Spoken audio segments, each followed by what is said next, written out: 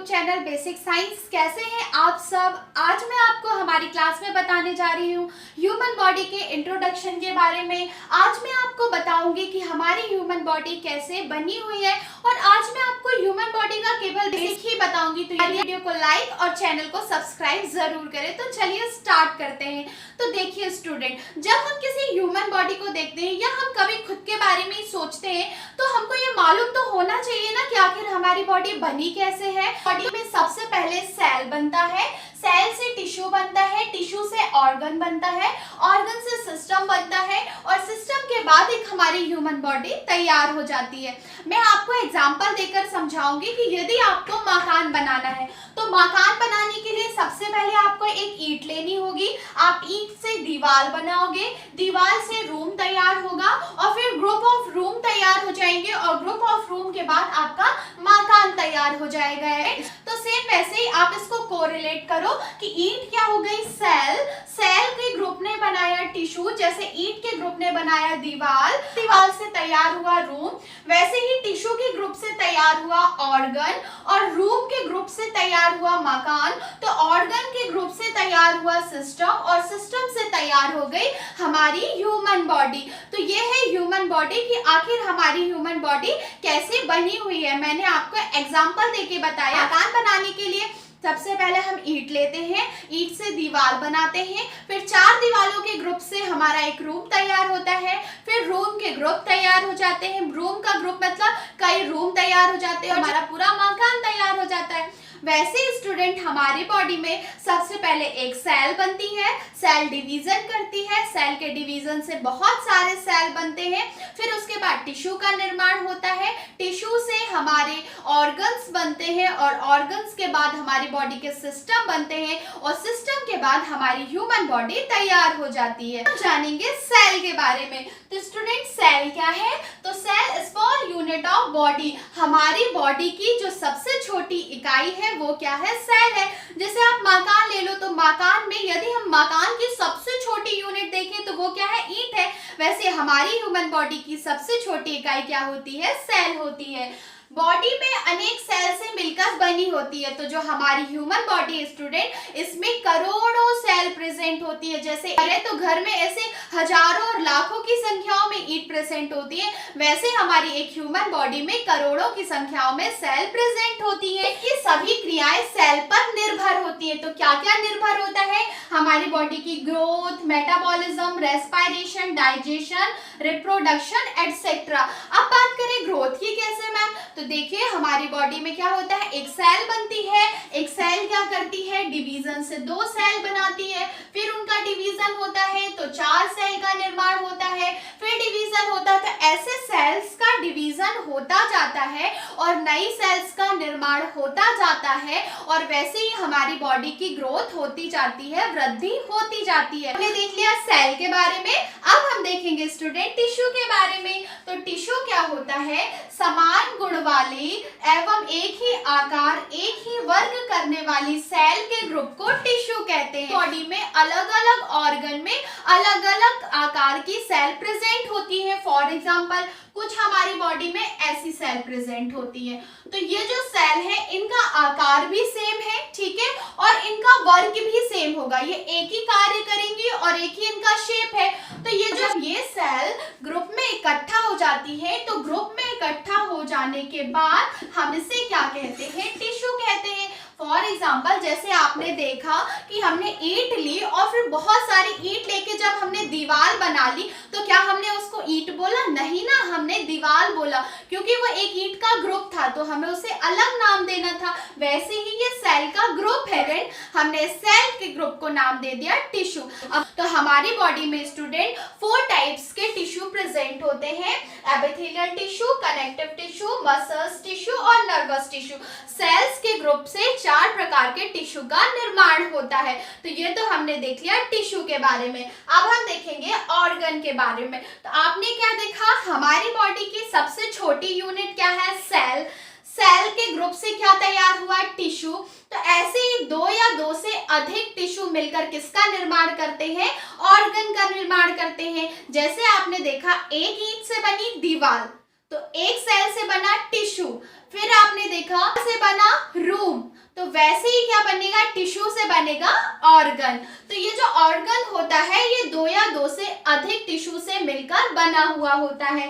तो दो या दो से अधिक टिश्यू ही ग्रुप में क्या करते हैं, ऑर्गन का निर्माण करते हैं। फॉर एग्जाम्पल आप ले लो हमारी बॉडी में प्रेजेंट लिवर, तो ये जो लिवर भी है स्टूडेंट ये किससे बना हुआ होता है, तो ये भी टिश्यू से मिलकर बना हुआ होता है। तो आगे सिस्टम कहलाता क्या है, तो स्टूडेंट हमारी बॉडी के जो ऑर्गन्स होते हैं वो ग्रुप तैयार करते हैं और ग्रुप तैयार करके ये किसी एक विशेष काम को करते हैं। तो स्टूडेंट आपने ईंट से दीवार बना ली, दीवार से रूम बना ली, अब आपके अलग अलग रूम का एक विशिष्ट कार्य होगा। जैसे आपके एक रूम को आप किचन कहोगे जहाँ पे खाना बनेगा, एक रूम बेडरूम होगा जहाँ पे आप सोओगे, एक रूम स्टोर रूम होगा जहाँ पे आपके घर का सारा सामान रखा हुआ होगा। वैसे ही हमारी बॉडी में 11 सिस्टम प्रेजेंट होते हैं जहाँ पे अलग अलग वर्क होता है। कोरिलेट करिए, किचन में खाना बनना और हमारे डाइजेस्टिव सिस्टम में हमने जो खाना खाया होता है उसका पाचन होता है। तो वर्क हमारी बॉडी में भी होता है स्टूडेंट। हमारी बॉडी में 11 सिस्टम प्रेजेंट होते हैं। तो सिस्टम की यदि हम बात करें तो फर्स्ट सिस्टम होता है इंटेग्यूमेंट्री सिस्टम, जिसमें हमारी बॉडी की skin, hair, nail, sweat gland का समावेश होता है। और ये सिस्टम क्या करता है, तो ये सिस्टम इंटरनल ऑर्गन को कवर करके रखता है और इंटरनल ऑर्गन को प्रोटेक्ट करता है और यह सिस्टम हमारी बॉडी के टेम्परेचर को नॉर्मल बनाए रखने में हेल्प करता है। मैं आपको अभी इसका बेसिक बता रही हूँ, आने वाली क्लास में हम एक एक सिस्टम के बारे में डीप में स्टडी करेंगे। तो हमने क्या देखा, स्केलेटल सिस्टम कार्टिलेज से बना हुआ सिस्टम होता है और ये क्या करता है, ये हमारी बॉडी को सपोर्ट करता है और ये हमारी बॉडी को शेप प्रदान करता है और हमारी बॉडी में प्रेजेंट इंटरनल ऑर्गन की रक्षा करता है। फॉर एग्जाम्पल यदि हमारी बॉडी में बोन्स ना हो तो हमारी बॉडी कैसे होगी, क्या हम चल पाएंगे, क्या हम वर्क कर पाएंगे, हम कुछ भी नहीं कर पाएंगे। तो हमारी बॉडी को शेप प्रदान करता है स्केलेटल सिस्टम। बाकी हम स्केलेटल सिस्टम के बारे में डीप स्टडी करेंगे जब हम स्केलेटल सिस्टम पूरा देखेंगे। थर्ड सिस्टम देखेंगे मस्कुलर सिस्टम। तो मस्कुलर सिस्टम क्या कहलाता है, बॉडी में स्केलेटल सिस्टम मतलब बोन्स को चारों ओर से किसने कवर करके रखा है स्टूडेंट, मसल्स ने, मांसपेशियों ने। यदि हम एक ह्यूमन बॉडी को देखें तो हमारी बॉडी में सबसे पहले क्या दिख रही है, स्किन दिख रही है। स्किन के बाद क्या है, हमारी बॉडी के सारी बोन्स है और बोन्स को चारों ओर से किसने कवर करके रखा है, तो मसल्स ने कवर करके रखा है। तो ये क्या कहलाता है, मसल्स का जो समावेश होता है उसे हम मस्कुलर सिस्टम कहते हैं। तो बॉडी के स्केलेटल सिस्टम को चारों ओर से कौन कवर करके रखता है, तो मस्कुलर सिस्टम बॉडी के स्केलेटल सिस्टम को चारों ओर से कवर करके रखता है। अब ये क्या वर्क करता है, तो ये हमारी बॉडी के मूवमेंट में काम करता है। हम एक बोन के ढांचे को खड़ा कर दे तो क्या वो कोई वर्क कर पाता है, नहीं कर पाता, क्योंकि उसमें मसल्स प्रेजेंट नहीं होती। पर हमारी बॉडी में तो मसल्स प्रेजेंट है, इसीलिए हम सारे काम आसानी से कर पाते हैं और हमारी बॉडी में मूवमेंट भी हो पाता है। स्टूडेंट नेक्स्ट सिस्टम के बारे में जिसे हम बोलते हैं नर्वस सिस्टम। तो ये जो नर्वस सिस्टम होता है ये बॉडी की अधिकांश क्रियाओं का नियंत्रित और नियमन करता है। इसी नर्वस सिस्टम के कारण ही हमारी बॉडी सही से वर्क कर पाती है। तो हमारे जो नर्वस सिस्टम है इसमें कौन कौन से ऑर्गन काम करते हैं, तो इसमें 2 टाइप सिस्टम होते हैं। एक होता है सेंट्रल नर्वस सिस्टम, सेकंड होता है पेरिफेरल नर्वस सिस्टम। तो जो सेंट्रल नर्वस सिस्टम होता है उसमें ब्रेन और स्पाइनल कॉर्ड काम करते हैं। तो ये तो हो गया नर्वस सिस्टम। अब हम नेक्स्ट सिस्टम देखेंगे जिसे बोलते हैं एंडोक्राइन सिस्टम। तो ये जो एंडोक्राइन सिस्टम होता है ये एंडोक्राइन सिस्टम नर्वस सिस्टम के साथ मिलकर के ही हमारी बॉडी की क्रियाओं का नियमन करता है। तो ये जो एंडोक्राइन सिस्टम है स्टूडेंट, इसके अंतर्गत हमारी बॉडी की एंडोक्राइन ग्लैंड आती है। तो कौन कौन सी ग्लैंड आती है, hypothalamus gland, pineal gland, pituitary gland, thyroid gland, adrenal gland, pancreas, ovary, in female testis and male. तो ये जो ग्लैंड है ये क्या करती क्या है स्टूडेंट, तो ये जो ग्लैंड होती है ये एक रस का सिक्रेशन करती हैं जिसे हम हार्मोन कहते हैं और यही हार्मोन बॉडी के ब्लड में मिल करके क्रियाओं का नियमन करते हैं। सिस्टम जिसे हम बोलते हैं सर्कुलेटरी सिस्टम। तो सर्कुलेटरी सिस्टम के बारे में आप जानते ही होंगे, हमारी हमारी बॉडी में सर्कुलेटरी सिस्टम परिवहन का काम करता है, क्योंकि हमारी बॉडी में, पूरी बॉडी में ब्लड का सर्कुलेशन होता रहता है। तो इस सर्कुलेटरी सिस्टम में कौन कौन वर्क करता है? तो सर्कुलेटरी सिस्टम में हमारी बॉडी का हार्ट, ब्लड और आर्टरी वेन्स वर्क करती हैं। तो ये हो गया सर्कुलेटरी सिस्टम। देखिए स्टूडेंट, सिस्टम भी वैसे ही कवर कर रहे हैं जैसे आपके घर पे वर्क होते हैं, किचन में खाना बनना, बेडरूम में सोना, स्टोर रूम में सामान रखना, वैसे ही हमारी बॉडी के अलग अलग सिस्टम में जो ऑर्गन होते हैं, ऑर्गन ग्रुप बना करके सिस्टम बनाते हैं और फिर वही सिस्टम में एक विशेष काम को किया जाता है। अब हम नेक्स्ट सिस्टम देखेंगे, लिम्फेटिक सिस्टम। तो ये जो लिम्फेटिक सिस्टम होता है स्टूडेंट, ये सर्कुलेटरी सिस्टम के जैसा ही होता है। तो लिम्फेटिक सिस्टम के अंतर्गत क्या क्या आता है? तो जो लिम्फेटिक सिस्टम होता है इसके अंतर्गत लिम्फ नोड्स, स्प्लीन और थाइमस ग्लैंड आते हैं और यह सिस्टम सर्कुलेटरी सिस्टम के जैसा ही काम करता है। और यह जो सिस्टम होता है यह इम्यून सिस्टम का भी एक भाग होता है। देख लिया एक सिस्टम जिसे हम बोलते हैं लिम्फेटिक सिस्टम। अब हम नेक्स्ट सिस्टम देखेंगे स्टूडेंट, रेस्पिरेटरी सिस्टम।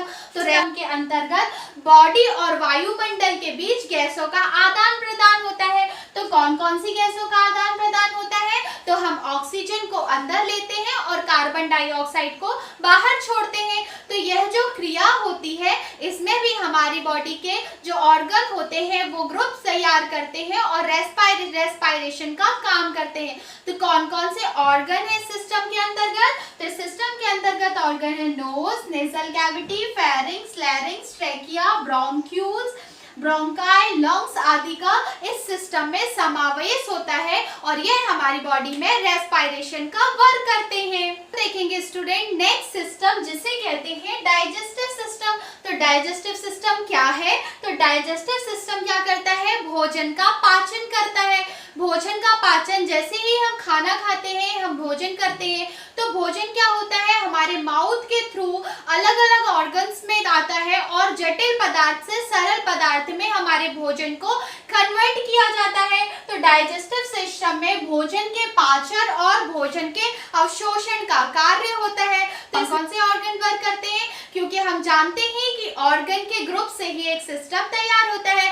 तो इसमें प्रेजेंट ऑर्गन होते हैं student mouth, pharynx, oesophagus, stomach, large and small intestine, rectus, anus आदि इस सिस्टम के अंतर्गत आते हैं और ये क्या करते हैं? भोजन को डाइजेस्ट करते हैं। अब हम नेक्स्ट सिस्टम देखेंगे स्टूडेंट, यूरिनरी सिस्टम। सिस्टम को हम बॉडी का उत्सर्जन तंत्र भी कहते हैं। ये क्या करता है? हमारी बॉडी से वेस्ट सब्सटेंस को यूरिन के माध्यम से बाहर निकालता है। तो इसमें कौन कौन से ऑर्गन वर्क करते हैं? तो इस सिस्टम के अंतर्गत student 2 kidneys, ureters, bladders, urethra आदि का समावेश होता है। अब हम देखेंगे स्टूडेंट नेक्स्ट सिस्टम जो है आपका रिप्रोडक्टिव सिस्टम।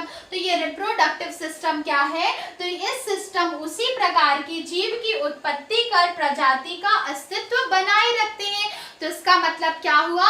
जैसे हमारे माता पिता ने हमको जन्म दिया तो उन्होंने क्या किया? जीव की उत्पत्ति कर इस प्रजाति, मानव प्रजाति को बनाए रखा। तो ऐसे ही ये सिस्टम आगे चलता जाता है और हम जो जीव है हमारा अस्तित्व बना रहता है। तो ये किस सिस्टम के अंतर्गत होता है? तो यह रिप्रोडक्टिव सिस्टम के अंतर्गत होता है। तो इस सिस्टम के अंतर्गत कौन कौन से ऑर्गन आते हैं? तो इस सिस्टम के अंतर्गत मेल एंड फीमेल के रिप्रोडक्टिव ऑर्गन्स आते हैं। तो स्टूडेंट आज की क्लास में हमने केवल हमारी बॉडी का इंट्रो देखा है कि आखिर हमारी बॉडी बनी कैसी है, हमारी बॉडी में क्या क्या पाया जाता है। तो हमारी बॉडी में सबसे पहले सेल का निर्माण होता है, सेल से टिश्यू, टिश्यू से ऑर्गन, ऑर्गन के ग्रुप से तैयार होता है सिस्टम और सिस्टम के ग्रुप से तैयार हो जाती है ह्यूमन बॉडी। तो स्टूडेंट हमारी ह्यूमन बॉडी में 11 सिस्टम प्रेजेंट होते हैं।